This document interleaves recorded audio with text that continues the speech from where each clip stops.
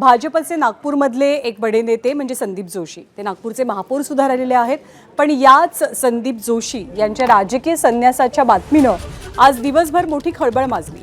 त्यांनी या निर्णयामागचं खरं कारण सुद्धा आता स्पष्ट केलंय. महापालिका निवडणुकीतल्या तिकीट वाटपावरनं संदीप जोशी यांनी नाराजी व्यक्त केली.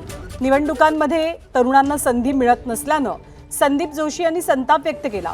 तरुण मुलांनी आयुष्यभर सतरंजाच उचलायच्या का, असा संतप्त सवाल सुद्धा संदीप जोशी यांनी उपस्थित केला. ते सध्या भाजपचे विधान परिषदेचे आमदार आहेत. त्यांची टर्मही लवकरच संपते आणि आता आपण राजकीय संन्यास घेत असल्याचे संकेत सुद्धा त्यांनी सकाळी केलेल्या सोशल मीडियातल्या पोस्टद्वारे दिलेले होते.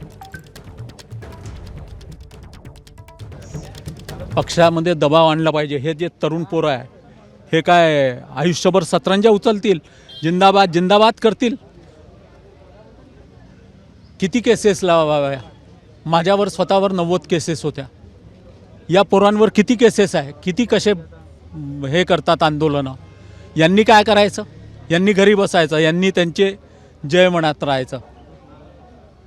यांना कधी ना कधी तर यांना तिकीटं मिळाली पाहिजे.